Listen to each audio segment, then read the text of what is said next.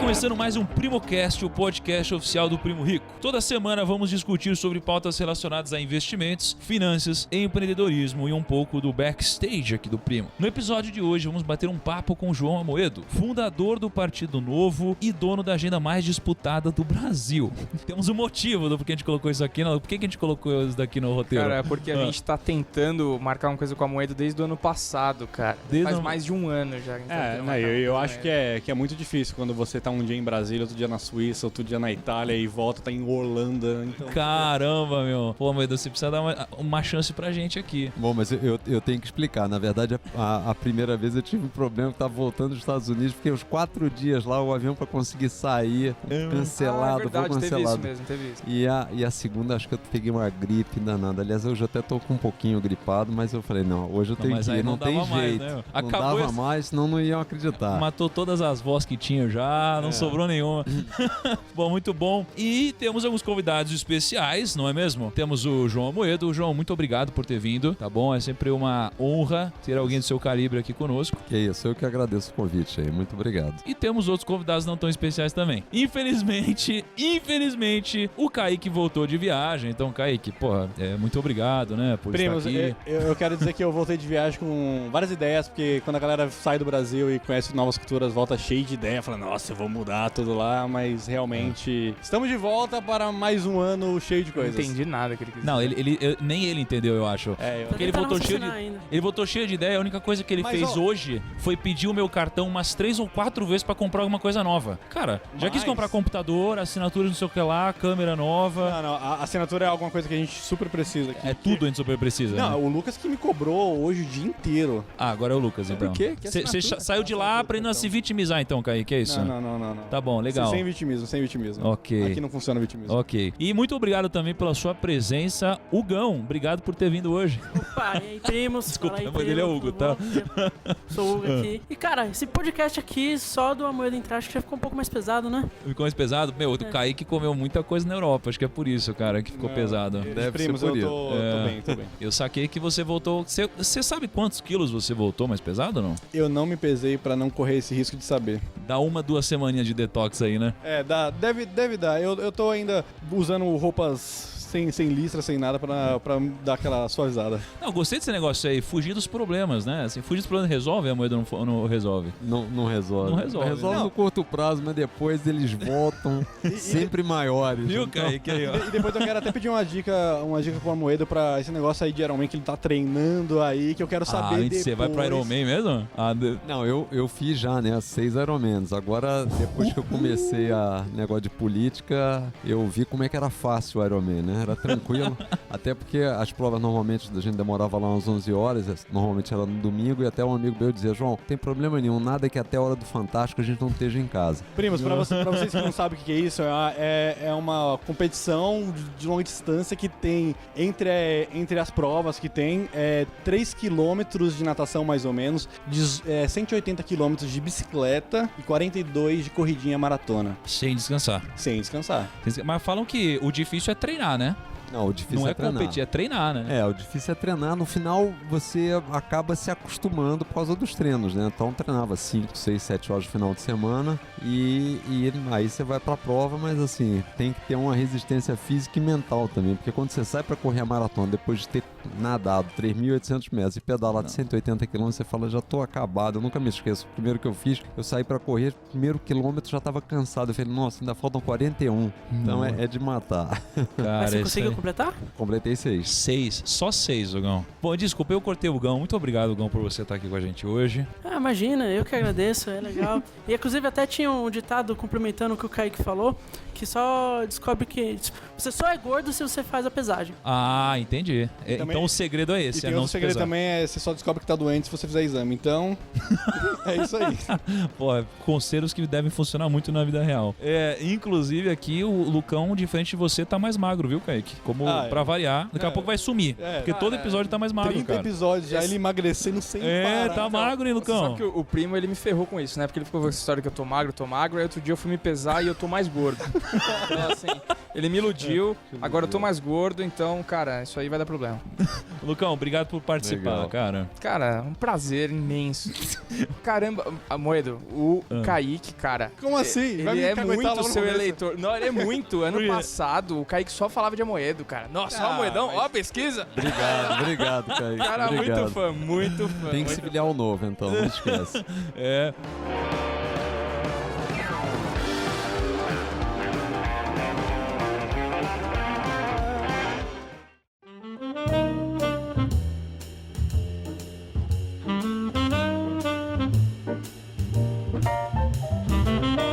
Ó, então eu vou começar aqui fazendo uma perguntinha pra você, Amoedo. Pô, você ficou muito popular nas últimas eleições, não é? Quando que você começou a crescer nas redes sociais? Foi nas últimas eleições mesmo? Foi, na verdade, assim, primeiro, eu nunca fui figura pública, né? Até por temperamento, eu sempre fui uma pessoa mais introvertida.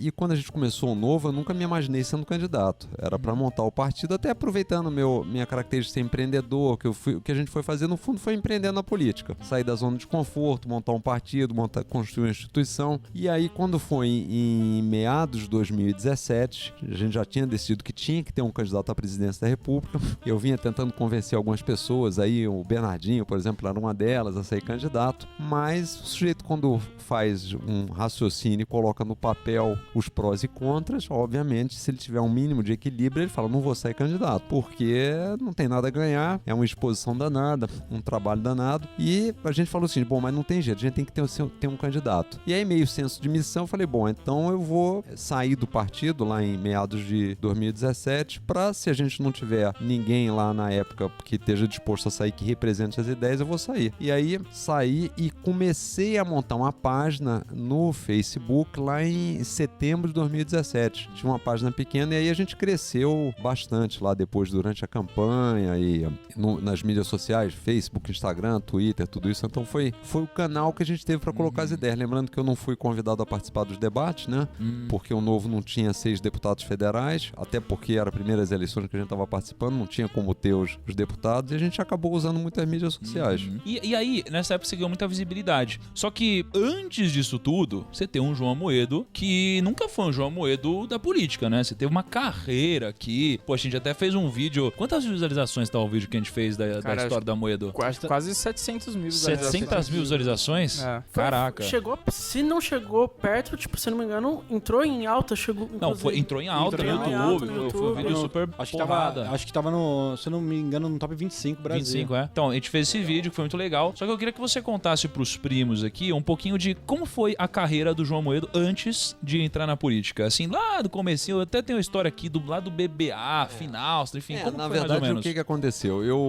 Meu pai era médico, minha mãe dona de casa, e eu sempre gostei de matemática, fui fazer engenharia. E eu tinha uns tios do Nordeste que tinham uma empresa de construção lá, e eu falei, bom, de repente eu vou trabalhar lá com eles, fui fazer engenharia, mas sempre ouvi até num desses tios meus, falou, João, um engenheiro depois vai ser um administrador quando você cresce na carreira. Eu falei, bom, então se isso é verdade, eu vou fazer logo as duas. Então resolvi fazer engenharia, que eu fazia lá no Fundão de manhã, e administração de empresas na PUC de noite. E aí pretendia trabalhar em engenharia, fiz cálculo estrutural, cheguei a fazer uns projetos de cálculo estrutural para duas obras, e aí eu sempre gostei de esporte, desde lá de trás, e tinha um amigo que corria junto, tava no Citibank, um dia virou para mim e falou, João, vai ter um programa de trainee lá lá no Citibank, você não quer ir lá? E eu falei, bom, mas trabalhar em banco não é muito meu perfil. Não, mas vai lá, eu vou estar lá, é legal. Eu sei que eu fui para essa palestra, me inscrevi lá, depois me chamaram para uma dinâmica em grupo, entrevista, o mercado de construção naquela época estava muito ruim, no Brasil é um setor que oscila muito, eu acabei entrando no banco, no Citibank, fiquei lá 3 anos, e aí no terceiro ano já tinha virado gerente lá, eu recebi uma ligação do Cândido Bracha, que hoje é presidente lá do Itaú, falando, olha, João, me recebi... Na época ele não era presidente, né? Não. O que ele fazia na época ele estava num banco pequeno lá, no Banco Itamaraty, trabalhava lá. O que aconteceu? O pai dele tinha formado com o Beltrán Martinez, que para quem é mais antigo vai lembrar que foi o primeiro a sequestrar lá, era do Bradesco. Tinham montado um banco com um sócio estrangeiro estrangeiro, um banco austríaco. E ele me ligou, falou, a gente tá começando um banco aqui em São Paulo, eu tive a indicação do seu nome, você não quer vir aqui conversar comigo? E aí eu vim para São Paulo conversar com ele. O banco naquela época não tinha nem escritório, a gente foi num escritório emprestado lá no advogado, e ele falou, a gente tá montando um banco, metade do banco vai ser austríaco, metade vai ser desses 2 sócios brasileiros. Eu olhei aquilo, na época eu tava com 25 anos, né? Tava casado recentemente. Eu falei, tem que tomar esse risco, né? Eu sempre gostei de tomar risco. Não tinha assim, filho, né? Não tinha filho. Eu falei, tem que tomar um risco. E aí falei, bom, se tudo der certo, esse banco vai crescer, eu vou crescer junto. Se tudo der errado, aí eu vou trabalhar no outro banco, esteja aí no Chase, em algum banco estrangeiro, uma coisa. E fui pedir demissão pro meu chefe. Aí o meu chefe falou, João, você tá maluco? Você vai deixar um Citibank, você já tá aqui como gerente, você vai sair aqui do banco para ir trabalhar num banco que tá começando lá em São Paulo, que tem uma agência. Eu falei, mas eu tô na hora de tomar risco, eu vou tomar um risco. E aí vim pra cá. Quando eu comecei, o banco tinha 20 funcionários, eu fui funcionário número 7º do banco, e era um banco que trabalhava com grandes empresas, né? Não era um banco de varejo, atender cliente, pessoa física, era para trabalhar com grandes empresas. Eu vim para ser gerente de conta e comecei, eu fui bem aqui, aí o banco resolveu montar uma primeira filial no Rio de Janeiro, eu fui para o Rio de Janeiro para ser o responsável, eu fui promovido para diretor adjunto com um ano para ir lá para o Rio montar essa filial. Aí tava feliz da vida, porque tudo que eu queria era morar no Rio de volta, né? Gostava de esporte, de andar de windsurf, velejar. Aí passado lá 7, 8 meses, o Beltrán e o Cândido me chamaram e falaram, João, a gente queria te convidar para vir para São Paulo. Eu falei, mas isso é o quê? É uma convocação? Não, é uma promoção. E aí eu tinha acabado de comprar um apartamento no Rio, financiado lá, vim para São Paulo para assumir a diretoria de São Paulo. E aí fiquei no banco, o banco cresceu bastante e lá em determinado momento no banco eu sugeri que a gente comprasse uma financeira de automóvel, acreditando que as coisas no Brasil, a economia ia se estabilizar, o crédito ao consumidor ia crescer e que era bom ter uma operação de financiamento separada do banco, né, para não misturar os dois negócios. A gente comprou, colocamos uma equipe lá para tocar a financeira. No primeiro momento a gente cresceu muito, mas com as contas meio desorganizadas, foi mal em cobrança e tudo. E eu tinha ficado responsável no banco de dar uma monitorada e falei, olha, estamos com um problema lá, precisamos trocar o time. E aí fomos procurar um executivo. Nessa época eu já estava como diretor executivo do BBA, já tinha virado acionista. A gente foi procurar um executivo, não estávamos com dificuldade de achar. E eu falei, olha, acho que é uma hora interessante de eu ir tocar esse negócio, né? Eu queria ter um pouco mais de liberdade, empreender um pouco mais. E falei, eu topo ir para a financeira, né? Mas eu quero ter uma participação acionária, porque o negócio não está dando resultado, eu quero ir para lá, quero ter direito a comprar lá até 28% ao preço do patrimônio da participação da empresa. Aí, porra, quando você trabalha vendendo a sua hora e apenas vendendo a sua hora em um ambiente que não é meritocrático, é muito difícil você enriquecer, de certa forma, você atingir muito resultado. Então é muito legal isso que você falou, porque casa com essa nossa mensagem de que, cara, você precisa trabalhar pelo lucro, ou você precisa estar em um ambiente meritocrático, ou você precisa ter equity de alguma forma, porque é isso que vai te dar uma grande porrada em algum momento. Se você só vender a sua hora, você só tem 24 horas no dia. Não, sem falar de se expor aos riscos também, né? Porque tomar risco também. Se expôs aos riscos aí, cara, aproveitou e deu certo, né, cara? Não, quando eu fui pro banco, e nesse momento o banco já era uma instituição consolidada, os diretores, a gente tinha uma boa remuneração, o percentual do resultado e tudo, eu tinha a participação acionária lá, e a financeira ao contrário, estava tendo prejuízo, e aí quando eu fui para lá, inclusive o Beltrán falou, João, mas você vai sair aqui do banco? Aí eu falei, eu queria vender a minha participação do banco, eu não tinha dinheiro para comprar a participação lá financeira. Eu falei, como eu vou estar lá trabalhando, eu quero apostar nesse negócio. Eu falei, mas você vai vender a participação no banco, é um negócio já consolidado, para ir para uma financeira que está dando prejuízo? Eu falei, não, mas eu quero arriscar, eu quero ir para lá. Então, e aí acabei indo para lá, e acho que uma coisa que você falou aqui, a história da meritocracia, e outro negócio que eu sempre me pautei foi o seguinte, sempre pensar como dono, mesmo que você não seja o dono, mas se você está numa instituição e você tem um papel lá importante ou está querendo crescer, você tem que pensar como dono, porque é a visão de longo prazo, não pensar só no resultado do semestre. E é interessante porque quando eu recebi o meu primeiro bônus lá no BBA, que foi muito bom, o pessoal um dos comentários dos diretores lá, não, João, olha, foi muito bom, e aqui o que a gente percebeu é que você está aqui na instituição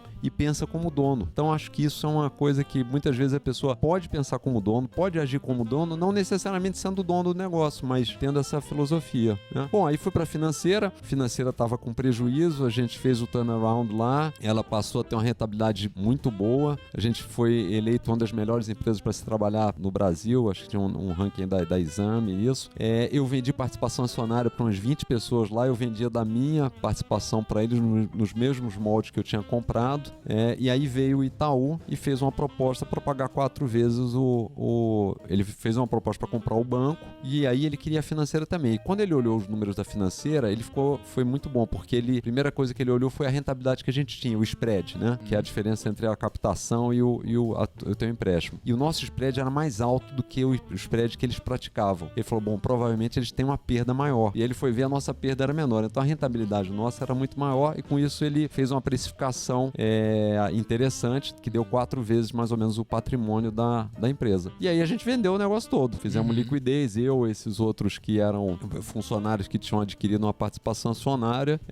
Quantos anos isso? Isso foi em 2002, eu tinha 39 anos. Aí ganhei esse dinheiro aí e fiquei pensando o que fazer, né? Assim, eu tenho muito cuidado de você, quando você vai bem no negócio, eu penso o contrário, né? Muita gente acha que quando ele vai bem em alguma coisa, a chance dele ir bem numa outra é muito alta. Eu penso o contrário. Quando você vai bem em alguma coisa, o risco de você ir mal numa segunda é alto, porque você normalmente tende a se deslumbrar com o seu sucesso, achar que você sabe tudo. Então, assim, apareceu muita gente que queria que eu montasse uma financeira pelo histórico que a gente tinha tido, e eu sempre muito refratário, achando que o mercado ia ter problema de liquidez e que não era. Eu ensaiei montei um grupo, mas em determinado momento achei que não era o caso, o que se mostrou acertado logo no ano seguinte. E aí eu fiquei pensando, bom, o que eu vou fazer? Aí juntei com 2 conhecidos para começar a fazer gestão dos nossos recursos, e logo em seguida eu tive um convite para ir para o Unibanco, para ser vice-presidente lá, para fazer uma reestruturação. O Pedro Moreira Salles estava assumindo a presidência do banco e queria mexer no varejo e no banco de atacado e na tesouraria. E eu fui para lá para assumir o atacado e a tesouraria. Um pouco na dúvida no primeiro momento, porque na financeira eu tinha uma autonomia, uma liberdade muito grande,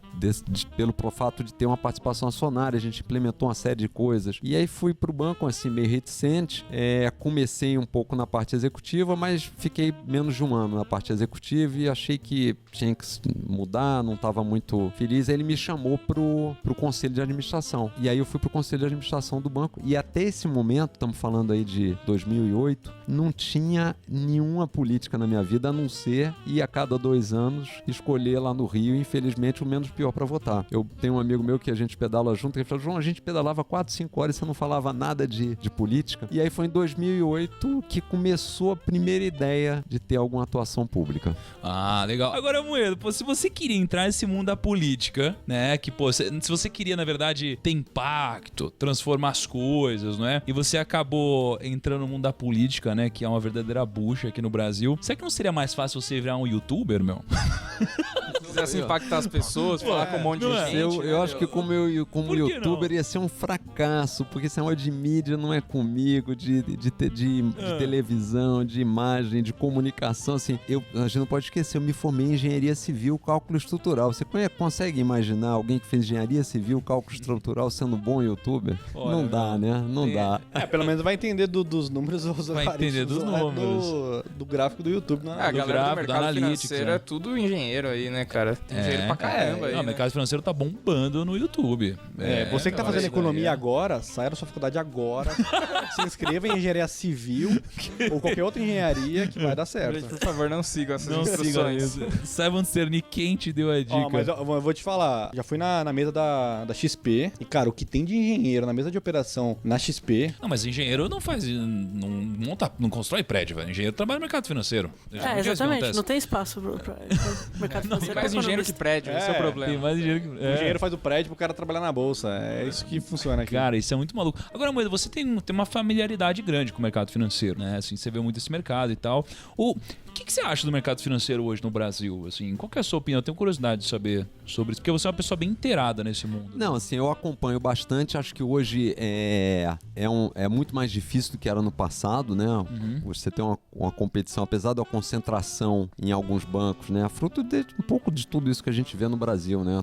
Tem uma concentração no Brasil em vários segmentos, não é só no mercado financeiro, em vários deles, né? Tanta barreira de entrada, tanta dita proteção ao consumidor, e essa proteção ao consumidor, no momento seguinte, ele vira uma barreira de entrada para os novos entrantes, o que faz com que você consolide e acabe tendo poucos players, e aí no final o consumidor paga a conta por ter pouca concorrência, né? Então o mercado financeiro tem essa característica de ser muito concentrado. Agora, acho que a dinâmica está mudando. A gente está vendo aí novos bancos, digitalização digitalização, a turma jovem, é o fim das agências bancárias, ninguém vai mais à agência, então tem uma mudança aí. É um mercado também que nos últimos anos, não só no Brasil, mas a nível mundial, teve uma série de restrições em termos de demanda de capital depois das crises de 2008, 2009, então é um negócio muito mais amarrado, né? No passado você tinha muita mais flexibilidade para criação de produtos, para desenvolvimento de alternativas para os clientes, e hoje é um mercado muito mais vamos dizer, amarrado. Agora tem uma sofisticação muito grande, né? Eu estava vendo outro dia um negócio de maturidade digital. De 0 a 100, os 3 segmentos que têm mais maturidade digital no Brasil primeiro, mercado financeiro, segundo, sistema financeiro, segundo, varejo e terceiro, telecomunicações, né? Então tem muito uso intenso de tecnologia e tem muita gente boa, porque como eles têm boas remunerações, conseguem atrair gente boa para lá. Então, eu acho que tem essas características. Agora, demanda muito das pessoas, né? Acho que puxa bastante. E assim, vendo de hoje, eu acho que o principal agora é eles lidarem com as inovações. O que a tecnologia traz de diferente. Acabei de receber aqui da produção, os primos estão perguntando para você se sim que vai subir. Eu não sei, porque... E não só isso, eu queria saber o que o Amoedo tá olhando aí no mercado. O que tá de olho aí pra comprar? Na sua carteira de investimento. Deixa eu dizer uma coisa pra vocês. Não, você vai acontecer o seguinte, é que com a história... Não, brincadeira, mãe. Brincadeira, não precisa responder. Não, mas eu vou explicar o seguinte, com a história do Novo... não dá nem tempo de olhar. Partido, de acompanhar todos os mandatários do Novo, de ajudar a divulgar as ideias, não dá nem tempo de ver nada do mercado. Não, mas antes de a gente entrar, que a gente vai entrar nessa parte aí, vai falar, muito de ideias liberais e tal, que você tem bastante, fala muito, os primos, a maioria simpatiza muito com essas ideias. Legal. Eu queria só antes de falar um pouquinho de dinheiro, poxa, a gente fala muito sobre investimentos aqui, a gente fala muito sobre as pessoas começarem a investir desde cedo, começar a fazer um portfólio de investimentos, pensar no longo prazo, né? Às vezes não deixar o seu dinheiro em aplicações que às vezes nem são considerados investimentos, etc. E eu queria te perguntar o seguinte, o que você imagina que é o ideal para essa pessoa que está começando a cuidar do dinheiro dela? O que você imagina que ela deve fazer? Eu queria que você contasse um pouquinho pra gente de, poxa, você tem um patrimônio construído, só que você tem várias atribuições e você não tem aquele tempo de ficar olhando a cada segundo. Como que você pensa em uma alocação de portfólio? Como que você lida com o seu dinheiro hoje? Então, tanto a pessoa que está começando, quanto como você faz isso hoje. Legal. Bom, acho que a primeira coisa é o seguinte, os estágios das pessoas são diferentes, consequentemente, as buscas das soluções são diferentes. O que eu sempre pensei, e eu acho que isso para mim é o mais relevante para quem está querendo fazer alguma coisa, é o seguinte, ele tem que sempre determinar o seguinte, qual o risco que ele está disposto a tomar. Porque muita gente olha qual é a rentabilidade do investimento. E é o seguinte, rentabilidade está diretamente ligado a risco. Então, em vez de pensar na rentabilidade, pensa no risco que você quer tomar, né? Eu hoje, por exemplo, eu gosto de tomar pouco risco, porque eu tenho um patrimônio já consolidado, isso não vai mudar muito a minha vida se eu tiver um pouco a mais, um pouco a menos, dentro das coisas que eu gosto de fazer, não mudei o que eu faço pelo fato do patrimônio que eu juntei, então eu sou mais conservador na aplicação porque eu quero tomar menos risco, diferentemente do que eu fui no passado. Eu contei aqui vários eventos que sempre, não, eu vou fazer isso para tomar risco. Então, eu acho que a primeira coisa quem está começando é a pessoa avaliar a predisposição dele para risco. A segunda coisa é informação, né? Eu trabalhei muito tempo no banco na área de crédito. Então, conhecer as empresas, conhecer os negócios, entender a dinâmica para você poder investir, sabendo o que você está investindo, sabendo quais são as vantagens competitivas daquela empresa. E hoje a gente tem um cenário muito diferente do que tinha, por exemplo, quando eu comecei a trabalhar e investir, que era o quê? A gente tinha uma taxa de juros muito elevada, então dificilmente você tinha uma atração na renda variável, porque a taxa de juros te dava tanto spread, tanta remuneração, e por ter também uma taxa de juros muito alta, você penalizava muito as empresas. Então era quase que natural você ir para a renda fixa. Hoje a gente tem um movimento diferente. Você tem uma taxa de juros no mundo e no Brasil muito baixa. Essa semana passada eu descobri, não sabia disso, me deram essa informação, eu fiquei impressionado, porque a gente tem 17 trilhões de dólares no mundo, né, aplicado em taxa negativa. Então, assim, o negócio agora é você tem que buscar rentabilidade em alguma coisa de renda variável. Então, para isso, tem que entender as empresas. Então, o que eu diria é, vai investir duas coisas. Pensa no risco que você quer correr e se informa, mas se informa com qualidade, não aquele a ouvir dizer, me deram uma dica, vai descobrir as empresas empresas, entender balanço. Isso é fundamental para quem de fato quer ter um investimento decente, né? Qualquer coisa aí o Kaique ensina como ele faz a análise da carteira dele. Kaique, como que faz uma análise bem feita de um ativo, assim, cara? É assim, ó, você vai lá na Apple Stores, baixa o Twitter e segue todos os gestores possíveis. E faz o que eles estão fazendo sem nem pensar duas vezes. Sem nem pensar. Mentira, primos. Nunca façam isso, pelo amor de Deus. Não, mas de verdade, é uma dica boa. Não. O Twitter tem bastante conteúdo de qualidade.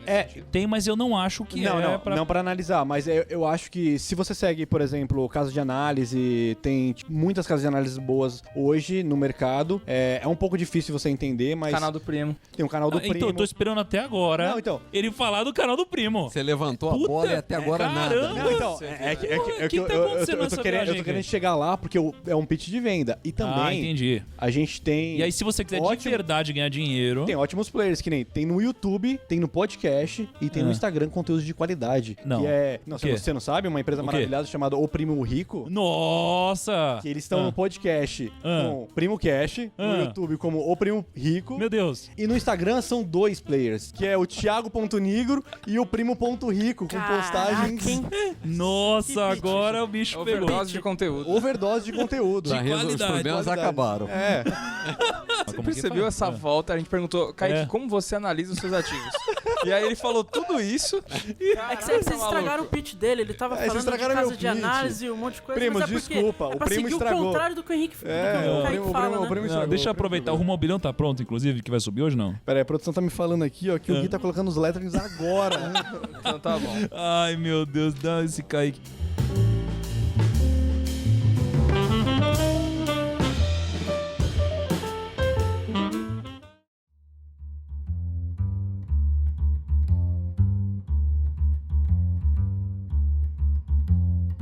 Mas me fala uma coisa, Moedo.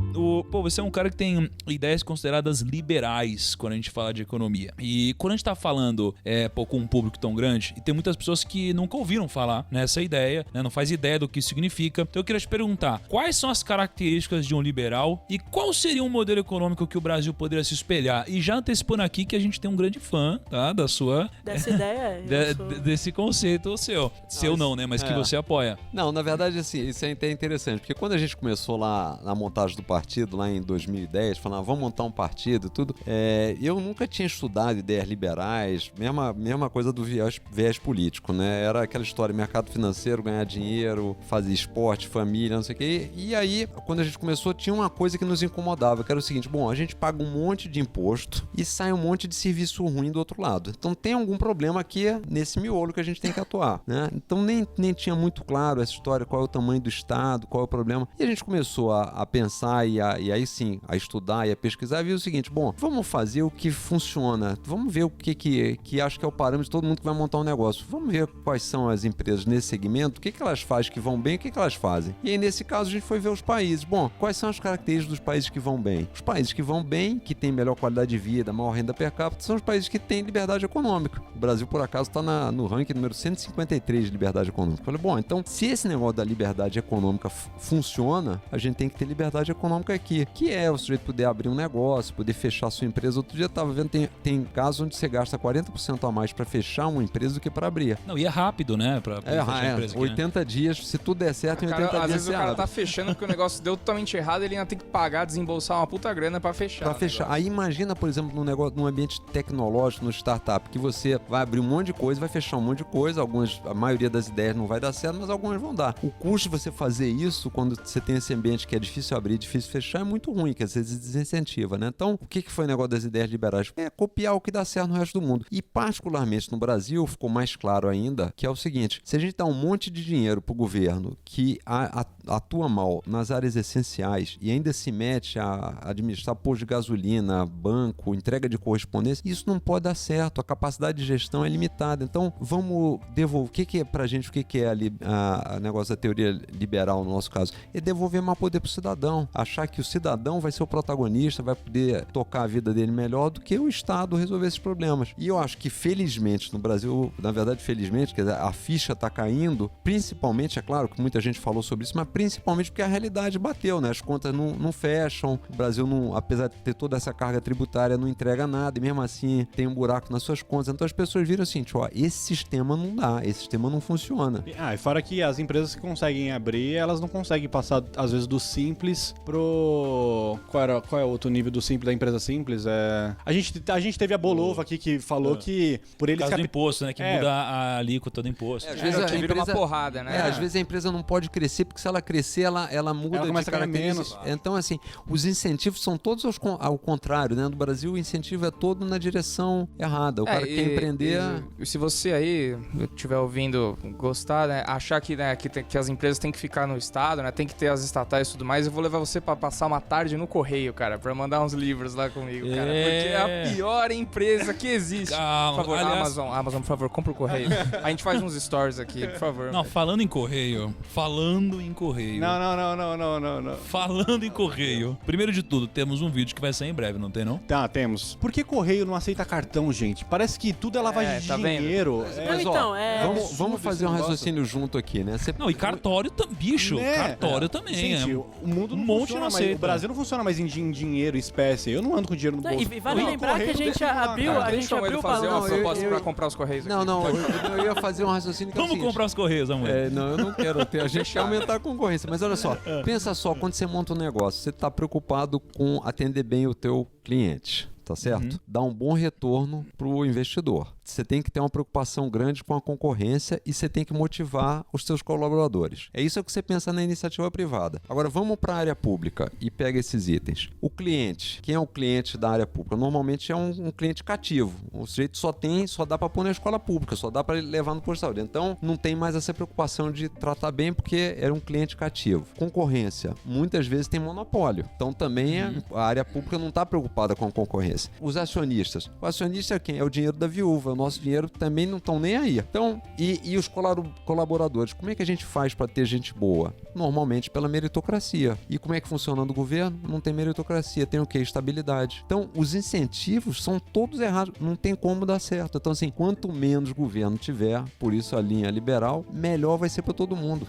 Só não vai ser melhor para os políticos, que vão ter menos poder. E por isso é que essa resistência, essa queda de braço para mudar esse negócio. E até legal porque a gente fez o vídeo sobre os Correios e a gente abrindo o balanço, vendo a empresa lá dentro, ela é uma empresa que, operacionalmente falando, ela é uma empresa que pode dar lucro. Os caras, eles têm um poder, a capacidade de dar lucro. O problema é que, apesar disso, ela é uma empresa extremamente mal gerida. Então eles gastam muito com o pessoal, às vezes com o pessoal que nem trabalha lá. Puta, o cara pensa assim, beleza, vou tentar fazer uma gestão com mais meritocracia. Vou ver quem, às vezes, trabalha mal e demitir. Os caras não conseguem. É uma empresa que, puta, eles têm que abrir um processo pra ver, puta, você quer se demitir da empresa? Que eles tentam fazer tudo um acordo com o sindicato que às vezes não funciona. O cara não consegue se demitir, tá ligado?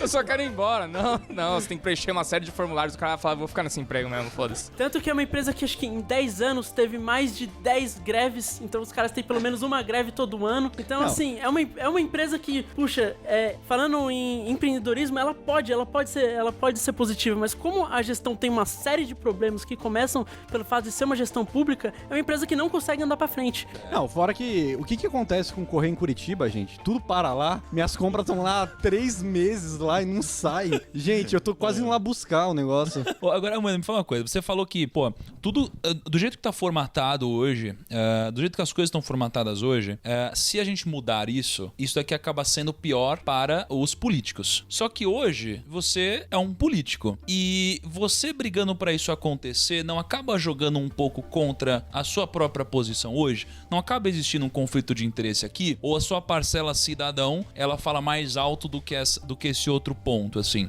Que na verdade é o seguinte, a gente só foi pra política com um objetivo, devolver poder pras pessoas. Mas é uma tipo, um chamado, você sente, puta, eu preciso fazer porque é meio que um propósito de vida, assim. Na verdade, lá atrás, quando a gente começou a ideia, o que eu queria era levar a minha experiência de gestão da iniciativa privada privada, montar boas equipes, ter um sistema meritocrático, ter meta, ter transparência, era levar isso para a área pública. Ponto. Não queria nada de montar partido, de ser candidato, era simples assim. Só que quando eu tive a oportunidade no Rio de Janeiro de me aproximar de alguns políticos, por acaso, por amigos em comuns, a conclusão que veio para mim foi o seguinte: com essa turma que tá aí, com esse DNA, a gente não vai mudar nada, porque no fundo, nas instituições, você precisa ter lideranças que deem bons exemplos. E quando eu vi aquilo na política, especialmente, e aí era localizado lá no Rio, só para lembrar que a gente tá com 4 governadores do Rio atualmente presos, né? Eu vi hoje no G1 que estão querendo soltar o garotinho lá. Acho que estão soltando ele, mas até outro dia, até ontem, pelo menos até hoje de manhã. Então, assim, a conclusão foi: a gente, para mudar a política, precisa ter novos líderes. Os novos líderes vêm para um processo seletivo, então tem que montar um partido. E aí veio essa história de montar um partido, mas com as pessoas com esse objetivo, com essa filosofia. A gente vai para lá para devolver poder para as pessoas, não para ir lá e ficar com mais poder, né? Não é simples, porque quando você chega na área política, em uma série de privilégios, benefícios, a maneira como as pessoas são tratadas, meio um pouco autoridade, meio endeusamento, né? A tendência, o risco é o cara ao chegar lá, gostar disso e falar: não, eu gostei disso, eu agora vou fazer bem. O que os outros faziam era errado, mas a ideia não é fazer melhor o que os políticos estão fazendo. A ideia é fazer diferente, é deixar as pessoas fazerem, né? Então, essa é a nossa, vamos dizer, essa é a linha que a gente vai, que a gente sabe que não vai ser fácil, mas é isso que a gente tem que trabalhar. Agora, me fala uma coisa, a gente falou de Correios aqui, tá dando todo um papo de privatizações. Qual que é o seu ponto de vista sobre isso? Acredito que você seja a favor desse tipo de coisa, mas o que você acha? Você acha que é viável, é possível? Você acha que isso é bom? O quanto é bom isso daqui para a população? E qual que é o lado ruim disso? Se é que tem um lado ruim. Olha, eu não consigo ver lado ruim, só consigo ver lado bom. O governo sai de administrar a empresa, para de indicar apadrinhados políticos, a gente coloca isso no mercado, passa a ter uma gestão eficiente. Se não der lucro, vai quebrar. Se não atender bem o cliente, vai quebrar. E isso, quando acontece isso na área pública, a gente é que paga as contas, né? Então, o governo tem que passar isso para a área privada. Agora, é claro, não pode transferir um monopólio, pegar um monopólio que é público e transformar que é estatal e transformar num monopólio privado. Então, tem que ter um ambiente propício à concorrência. Mas tendo concorrência, o resto está resolvido, entendeu? Deixa a iniciativa privada. Vai se desenvolver. Eu acho que esse ponto é interessante, porque acho que muitas vezes as pessoas confundem privatização com liberdade econômica. Às vezes não é porque o governo vai privatizar uma empresa que o mercado vai ser livre. A gente teve, acho que o exemplo mais clássico, que acho que vai na cabeça de todo mundo, é a questão da telefonia no Brasil, né? Privatizou a Telebrás, mas não virou necessariamente uma livre concorrência, né? Tinha muita concessão, as empresas, tudo, e no final, tipo, na verdade você só transferiu o que era totalmente público para depois privados com concessões, né? Até hoje acho que de certa forma é um pouco difícil para outras empresas competirem com as empresas que já estão aqui, né? A gente vê isso, né? A gente tem concentração, a gente falou do segmento financeiro, setor de telecomunicações, companhias aéreas. Então, o Brasil tem que abrir mais o mercado e deixar a concorrência. Assim, eu confio muito nessa tese, que não tem melhor defesa para o consumidor do que a concorrência. Não é o SPC, o órgão de proteção lá, a proteção ao consumidor, que vai fazer a defesa do consumidor. Quem vai fazer a defesa do consumidor efetivamente é a concorrência. Ele tem outra opção. Agora, quando a gente pensa em investimentos aqui,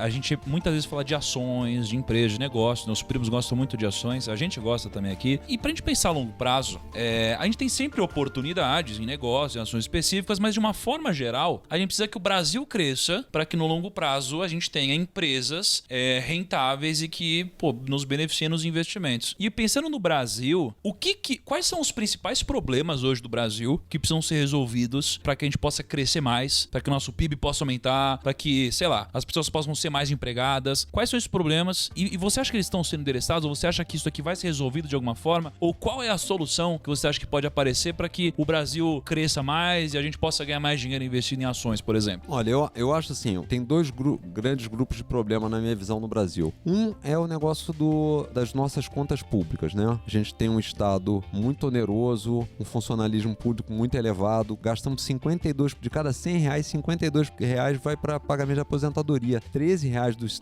100 vai para pagamento de funcionalismo público. Então 65% é para funcionalismo público ou... Você tá falando o seguinte, a cada 100 reais de imposto que eu pago... A cada 100 reais de imposto que eu pago, e eu tô falando o seguinte, antes de pagar juros da dívida, antes de qualquer coisa, 52 vai para pagamento de aposentadoria, pensões, esse negócio todo, e 13 vai para funcionalismo público. Ou seja, praticamente 2/3 do que você paga de imposto vai para esse negócio. Aí a gente tem um problema. Então o governo tem uma máquina super inchada, não consegue, cobra uma carga tributária enorme, 5 meses do ano trabalhando só para pagar imposto, você transfere tudo isso, toda essa renda que você gera para o governo, não vem nada em serviço, não vem nada em segurança, não vem nada em educação, e mesmo assim as contas não fecham. Aí o governo vai e compete pela poupança que poderia estar indo para investimentos, poderia estar indo para alguém que quer empreender. Então esse é um grande problema. Então tem que enxugar, tem que sair, tem que vender para empresa estatal, tem que reduzir, fazer uma reforma administrativa, tem que equilibrar as contas, tem que parar com um monte de privilégios. A gente vê isso ontem mesmo, 2 bilhões de reais para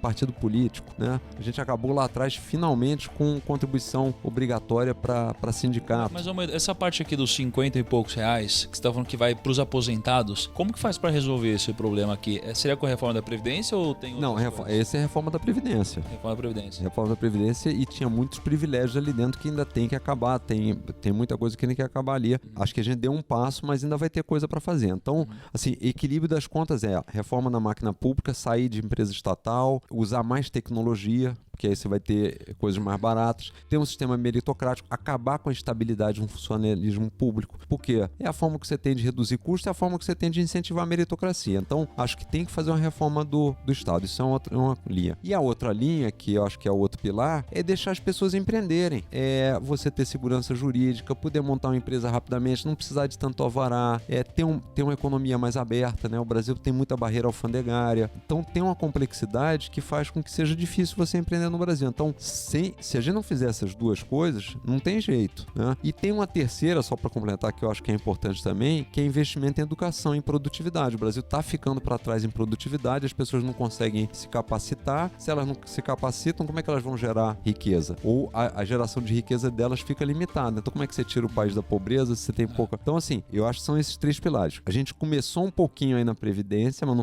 não fez nada de reforma do Estado. A gente passou uma medida provisória para melhorar a liberdade econômica, acho que tem um avanço, mas tem muita coisa para fazer, e na educação a gente ainda tá patinando, né? Agora, como que a gente resolve o problema do prazo? Porque, olha só, a gente tem eleição, quando a gente tá falando de educação, a gente tá falando de um projeto de muito longo prazo, né? A gente tá falando com uma criança que vai se formar, etc. E às vezes os políticos, né, ou sempre, não sei, eles estão olhando muito pro curto prazo, porque eles têm que se reeleger. Como que faz para resolver esse problema de investir num projeto que vai ter um resultado só daqui a muito tempo e com essas reeleições que acontecem em prazos tão curtos? Desculpa interromper. Fora que também tem muitos políticos que começam projetos de tipo novas escolas, hospitais e tudo mais, sai do mandato e o novo que entra, ele não termina. Destrói tudo, refaz, porque ele tem muita coisa boa. A gente crédito. A gente viu, por exemplo, agora a gente teve muita essa preocupação, por exemplo, lá no governo de Minas, né? O que acontece? Às vezes alguém faz um bom programa de educação, aí entra o adversário político dele. E aí o adversário político, a primeira coisa que faz é destruir aquele programa, porque não quer validar o legado do outro. E o Brasil aí assim não avança, né? Eu acho o seguinte, como é que a gente faz isso? Eu não vejo outra alternativa que não seja a sociedade, os eleitores entenderem essa dinâmica e comprarem isso. E eles colocarem as pessoas lá dentro desse raciocínio. Porque esperar que o cara que vai pra lá, que no dia seguinte que chegou lá, a principal prioridade dele é pensar como é que ele vai ser reeleito, traga uma agenda de mais médio e longo prazo, vai ser difícil. A não ser que a sociedade sinalize o seguinte, olha, o que a gente quer é essa agenda. Então, esse é um processo que, para mim, no fundo, é uma mudança cultural. As pessoas, primeiro, entenderem que tem que participar da política. Segundo, elas entenderem qual é o caminho a ser feito, que é aquela história que a gente ouviu durante anos. Eu bato sempre nessa tecla, né? Eu volto e meia me pergunto, João, mas o que você faz? Essas ideias que vocês falam, mas como é que a gente vai fazer isso? Ter um estado menor com um país tão pobre? E, para mim, é exatamente o contrário. Não é que a gente precisa do estado grande porque é pobre. O Brasil é pobre porque tem um estado grande, né? Mas a gente, durante anos, ouviu essa coisa que eu vou quebrar seu galho, eu vou fazer isso. E, ao contrário, a gente tem que mudar. Então, tem um processo de mudança cultural, da gente explicar isso para as pessoas, dar os exemplos dos outros lugares do mundo e, assim, o cidadão empurrar para o político a agenda que ele quer. Aí acho que começa a funcionar, mas não é fácil. Não é fácil. Não é fácil, mas assim, a realidade vai nos obrigar a fazer isso. Senão a gente vai ficar sempre sendo esse país que patina, cresce 1%, é quando vai tudo bem, cresce 2%, aí tem uma crise lá fora, retrocede meio, e ficamos nisso, não avançamos. Até a gente falou que você tinha perguntado, por exemplo, de países. Temos aqui o Chile do lado, temos a Austrália lá, que esses países estão crescendo. A Coreia do Sul, que deu um salto em educação e produtividade, e o Brasil foi ficando para trás. De 90 para cá, a gente foi ultrapassado em renda per capita pela Costa Rica, pela República Dominicana, pelo Chile, pelo Uruguai. Não é possível, né? Fora que eu acho que essa coisa cultural é uma coisa que a gente acaba também disseminando muito disso aqui, porque quando a gente fala principalmente sobre educação, o brasileiro ele tem uma cultura muito forte, por exemplo, de educação superior. Durante dos governos passados, o governo ele deixou de lado a educação de base para investir em educação superior. Que aí qual era o status? Você tem que... Até hoje, né? Eu acho que todo mundo aqui ouviu de pai e mãe que você tem que fazer universidade, você tem que fazer não sei o que e tal, se formar. E aí o governo jogou muita coisa, por exemplo, FIES, muitas faculdades, depois, né, receberam esse dinheiro do governo. E hoje a faculdade virou até uma coisa meio sucateada no Brasil. Tem muita faculdade no Brasil para pouca coisa que você estuda e você realmente vira formado para exercer, né? Hoje no Brasil a gente tem uma falta de mão de obra especializada, por exemplo, porque a faculdade não consegue dar você isso. Não tem técnico, né? No Brasil você não tem técnico, você não forma técnica. Então eu usei um desses programas que foi o FIES. E, cara, uma burocracia de 6 meses pra conseguir. 6 meses. E ainda tem que ter um banco por trás disso pra conseguir te dar esse benefício. Mas um fiador. Só que o grande problema é que eu conheço pessoas que fizeram FIES, trancaram a faculdade, não pagam, e eu tô pagando. Então, tipo, às vezes também é muito cultural isso, de tipo, a galera ter aquele negócio em mente de não, é do governo, então é meio direito meu e foda 5 anos caduca. Mas, tipo, cara, se os caras te deram um voto de confiança, você usou do serviço e tudo mais, você tem que pagar. Agora, Kaique, só tem uma coisa que dá certo em 4 anos, cara. Só uma única coisa. Qual que é? Uma coisa que dá certo em 4 anos? Copa do Mundo? O Primo Rico, porra. A gente foi lançado há 4 anos, cara. Verdade. Aqui é escala, é meritocracia, é privado. Verdade. É isso.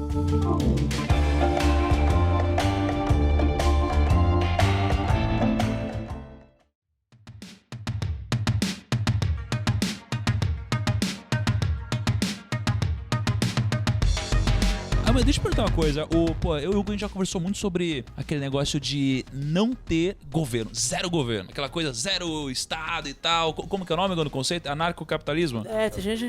Vai virar The Walking Dead. Inclusive, eu acho que você sabe muito bem, porque durante a eleição muito se falou de meme e tal, as brincadeiras, te linkando justamente com o anarcocapitalismo. E, cara, faz sentido esse negócio assim, na sua concepção? Olha, é muito utópico eu pensar tenho dificuldade de pensar nisso ainda, porque eu acho que tem coisas básicas que têm que ser feitas pelo Estado, por exemplo, segurança. Também sou favorável a alguns programas para combate à miséria, assim, para você realmente tentar incorporar essas pessoas no mercado de trabalho. Então acho que tem que ter algumas pontes, né?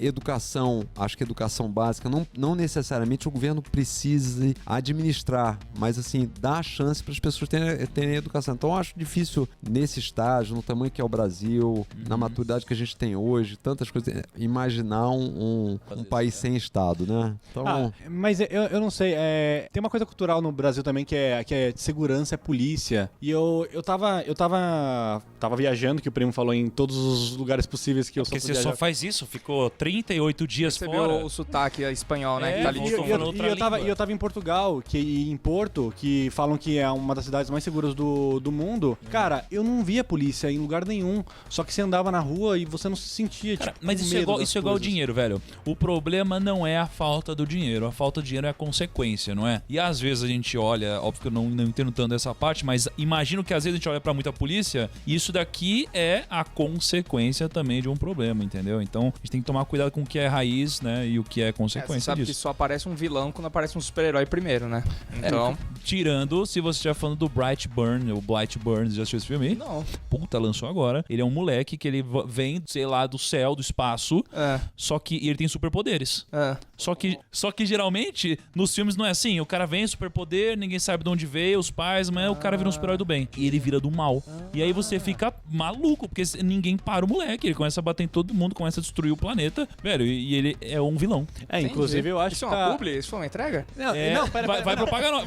Teremos o Paga Nós hoje, teremos. Mas calma, calma. Mas você não falou onde que plataforma que tá isso? Que tá na Prime da Amazon. Tá? Tá na Prime da Amazon. Eu não sei. Cara, é pouco. Tá bom. Não, cara, é que a gente é fã de Amazon aqui. Não, eu queria fazer duas perguntas para o Amoedo, que acho que é até uma pergunta que os primos querem saber e outra acho que é um pouco mais pessoal minha. Que aí eu vou voltar lá no começo do podcast para falar da sua carreira.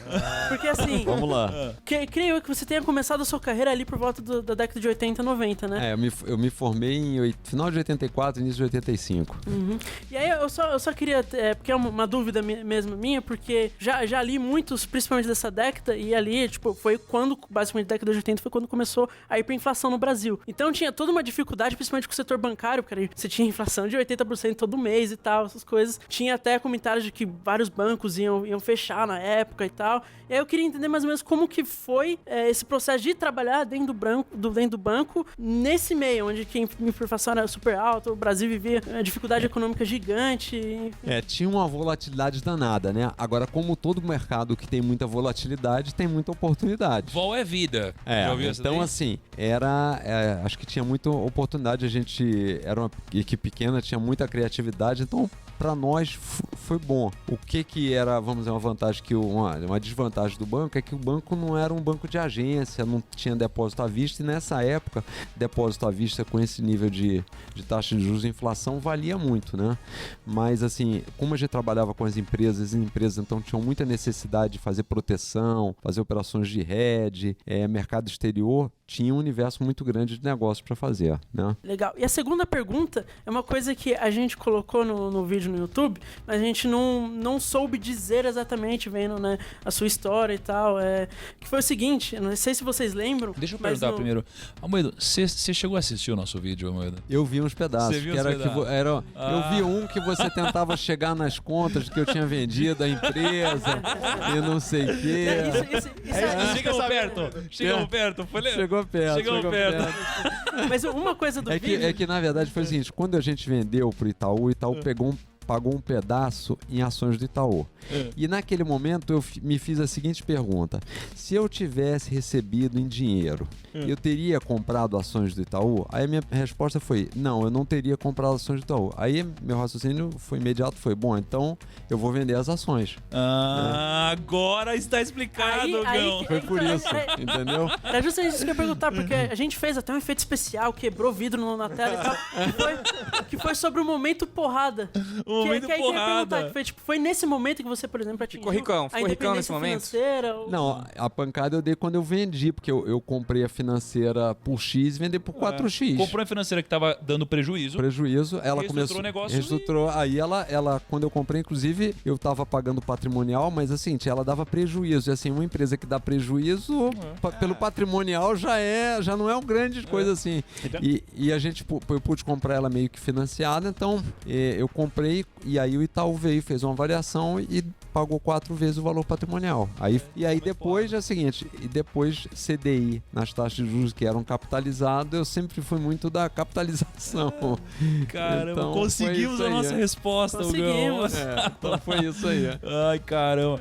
Agora, Amoedo, a gente indo pro finalzinho aqui, eu queria te perguntar o seguinte: temos, problemas, temos às vezes dificuldade no Brasil e etc, mas ainda assim é possível que o indivíduo tenha sucesso na sua área profissional, tenha sucesso financeiro, que atinja a liberdade financeira ou que dê certo na vida sob a ótica particular do que é sucesso. Cara, pra você, qual que é o segredo do sucesso? Como que alguém pode se tornar bem-sucedido? O que essa pessoa precisa fazer? Como ela precisa pensar? Como ela precisa agir para ter sucesso? Olha, eu vou dar como é que foi o roteiro para mim, né? Primeiro, eu achava que tinha que estudar, tinha que fazer faculdade, aí por isso eu fiz as 2 faculdades, né? Segundo, ser meio obstinado naquilo que você faz, né? Então eu brincava que lá no banco a gente queria contratar alguém, a gente falou, temos que contratar o cara que seja obstinado, que quer trabalhar, quer ganhar dinheiro, quer crescer.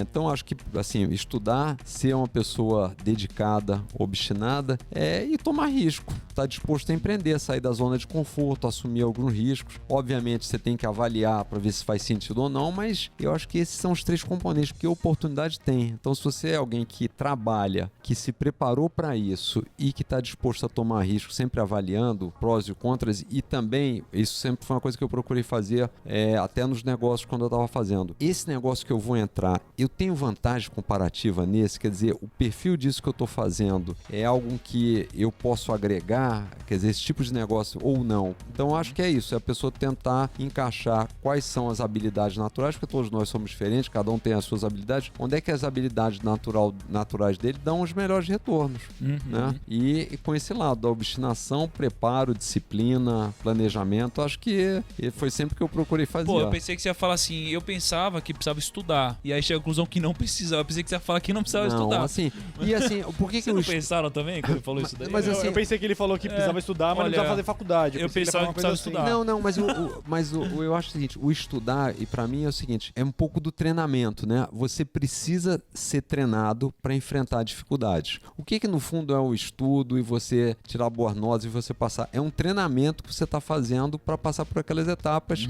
Então, pra mim era isso, assim, e o negócio da engenharia, que eu sempre gostei, porque ela te ensina muito a resolver problemas, né? Então, você cria uma abordagem lógica, racional pra resolver problemas. Então, por isso que eu gostei da ideia de fazer engenharia. Deixa eu pegar, então, você falou 3 coisas. Você falou estudo, você falou obstinação e tomar risco. É isso? Foram essas 3 coisas? É. Ok, quando a gente tá falando de estudo, então vamos falar só de estudo rapidamente. Estudo / preparo, né? Estudo / preparo. Então, assim, não é só o estudo teórico. Não, é preparo. Não é o acadêmico, só porque o acadêmico... A gente sempre fala aqui que na prática a teoria é outra. É outra. É o preparo. Então, é o preparo que pode ir de várias formas. Por exemplo, você pode até trabalhar junto com alguém. Exato. E você tá estudando, você tá aprendendo. Né? Não, e outro dia eu tava vendo uma palestra do sujeito que ganhou o prêmio Nobel lá de Ciência Econômica, e ele dizendo o seguinte, que ele fez várias pesquisas e assim, ele perguntava pra pessoa, você tem 2 pessoas gêmeas e que fizeram tudo igual, foram pra faculdade, foram estar no ensino médio, no high school lá, em determinado momento um foi trabalhar 2 anos numa determinada empresa. Você contrata quem? E o outro continuou 2 anos estudando em outra coisa. Ele falou, quanto você contrata quem? 100% das pessoas contratam o que foi trabalhar. Por quê? Porque a empresa faz com que você desenvolva algumas habilidades que na parte acadêmica você nunca vai desenvolver. Então essa pessoa sai mais completa. Então essa história do preparo, da vida, a vida, vamos dizer, prática, faz muita diferença. Uma prova disso é o Gão, que não comparece à faculdade há 4 meses, é um crânio, né, cara? É um sucesso. O cara que mais sabe aqui, precisamos conversar sobre isso. Não, mas eu já tô indo, já.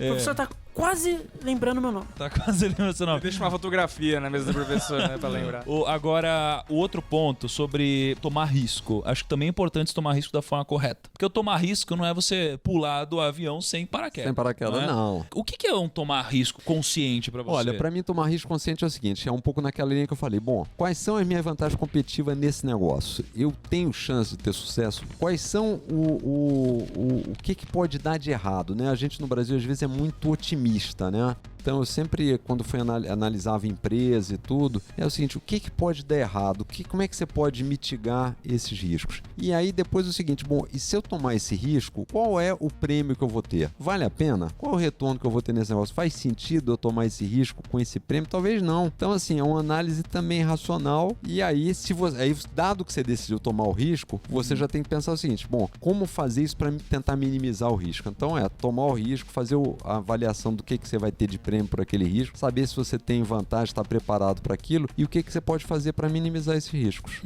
Legal. Né? E assim, eu sempre pensar, pior cenário, o que eu vou fazer? Né? Então acho que tem que pensar sempre no pior cenário. Bom, no pior cenário acontece isso, dá para ir em frente. Então vamos embora. Você vê o pior cenário, se tudo desse errado, se ainda assim você conseguir viver com isso, manda bala. Manda bala. Daqui a pouco o Amanda precisa chegar no aeroporto.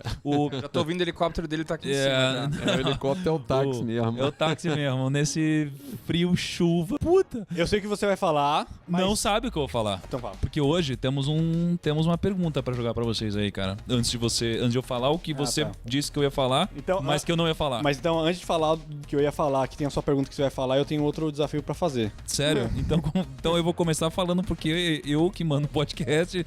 Então vamos lá. Cara, eu na verdade só queria perguntar numa boa. Qual que é a empresa? Meu Deus. Qual que é a empresa que só passa papelão na bolsa, cara? JBS? Só passa papelão? Não, porra!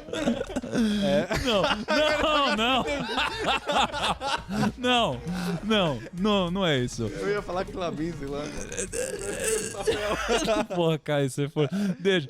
Bom, então, primos, respondam na foto que a gente vai colocar no Instagram, né? A gente vai colocar essa foto. Sempre Qual que é a empresa pontual. que só passa papelão na bolsa? Pontual. Sempre pontual. Por favor, cara, não vamos deixar atrás dessa vez, Não, vai. não, por não. favor. Não. Tá, por favor, estamos querendo um precedente aqui. E antes do famoso Paga Nós, eu quero lançar um novo quadro aqui no podcast, que é o livro do convidado. Amoedo, indica um livro pros primos que você gostou muito, que mudou Não, alguma coisa o na Mês já cabeça. me falou já o livro que ele gostou. Não, Falou nos eu quero- bastidores. Mas ele não deixa falou pros primos. Ou Falou. você pode escolher ou indicar Não. um livro ou cantar uma música. Não, porque então é melhor. Não, ele já falou é melhor pra mim. indicar o livro. Ele já falou. Não, tem um que eu é livro- gostei, A Riqueza das Nações, é muito Ô, bom. meu, você viu, você estragou a piada, Kaique. Não, mas na edição a gente Eu posso editar, troca. fala a piada aí. Não, tem um que é bom, do 1.000 ao milhão ali. Você, não, gostou, adorou esse livro Ele não aqui. parou de falar desse É, desde a não, hora que ele chegou. Amoedo, Isso aí, para de falar desse isso livro aí um eu pouco. Se quiser falar só do meu milhão, moeda, aí eu substituo. Esse aí, eu não, brincadeira, esse aí fica pra depois. É A Riqueza das